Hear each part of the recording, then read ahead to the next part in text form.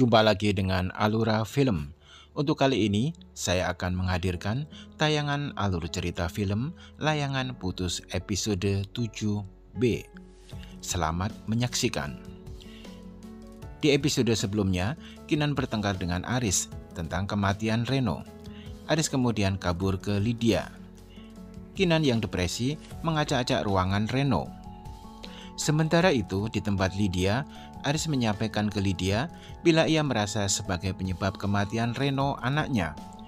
Lydia menenangkan Aris bahwa ia bukan penyebab kematian Reno. Pagi harinya, Lola menyempatkan mampir ke rumah Kinan untuk menengok dan mengetahui kondisinya. Lola merasa bahwa Kinan sedang tidak baik-baik saja. Ia mencoba menguatkan hati Kinan. Kinan merasa aneh pada dirinya sendiri. Mengapa ia harus mengacak-acak isi kamar Reno? Ia ragu apakah bisa memperbaiki dan mengembalikannya seperti semula. Lola memberikan semangat dan keyakinan untuk Kinan. Sementara itu, Aris mengantarkan Raya ke sekolahan. Di sana ia ketemu Lydia, psikolog anak yang baru, sekaligus selingkuhannya. Teman-teman Raya mengucapkan turut berduka cita atas meninggalnya Reno, adik bayinya. Setelah Raya masuk kelas, Lydia mengajak Aris untuk bicara di ruangannya. Lydia menanyakan keadaan Aris dan Kinan. Dia meminta agar Kinan bisa merelakan dan move on. Tapi Aris menyampaikan kalau Kinan sedang depresi karena kehilangan anak. Jadi Aris harus menjaga Kinan terlebih dahulu dan meminta Lydia untuk bersabar. Lydia berjanji akan menunggu Aris. Sementara itu, Dita menyempatkan untuk menengok Kinan dan menanyakan keadaannya dan juga keadaan Raya. Dita nampak kebingungan dengan sikap Kinan dan merasa serba salah dan terkesan ketus. Bahkan Kinan menyampaikan ke Dita bahwa Dita karena belum punya anak jadi tidak akan bisa merasakan kehilangan anak. Kinan berharap agar Dita tidak merasakan apa yang dirasakan Kinan kini. Kinan akhirnya pergi dan tidak mempedulikan Dita. Kesian juga Dita ya. Aduh. Kinan akhirnya pergi menuju ke makam Reno anaknya. Ia menanyakan apa kabarnya. Ia menyatakan bahwa Kinan sangat rindu. Kinan lalu menyampaikan foto keluarganya. Ada Raya, Aris, dan Kinan. Agar Reno tidak hanya bisa mendengar suaranya dulu, tapi juga tahu wajahnya sekarang. Kebayang ya sedihnya hati Kinan. Udah gitu pakai turun hujan pula, seakan mewakili derasnya air mata Kinan.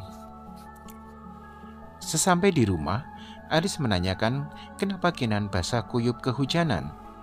Aris menanyakan Kinan dari mana. Aris menyampaikan bahwa yang kehilangan Reno tidak hanya Kinan, tapi juga Aris. Malam harinya, saat Aris sudah tertidur, Kinan mengambil HP Aris. Kinan mencoba menerka PIN HP Aris dengan kombinasi tanggal lahir Lydia, 290996. Ternyata benar. Wah, hebat nih Kinan. Ternyata Lydia chat dengan menanyakan apakah Aris sudah tidur. Pagi harinya, Kinan googling cara membuka Telegram via MacBook. Dan Kinan pun berhasil masuk dalam chat Telegram Aris via MacBook. Kebiasaan Aris pun diikuti Kinan.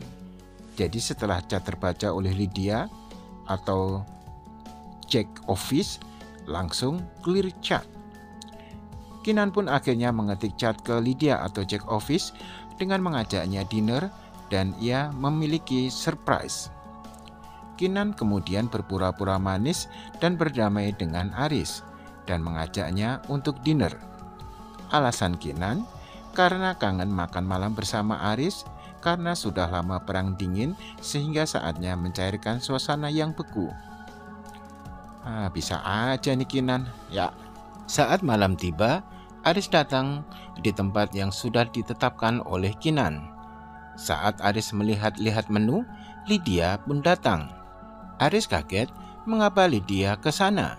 Lydia menjawab bahwa Arislah yang mengajaknya. Padahal itu yang ngecat Kinan via akun Aris. Kinan pun datang, lalu mengucapkan "Selamat malam" dengan senyuman kemenangan. Aris dan Lydia pun mati gaya. Sambung deh.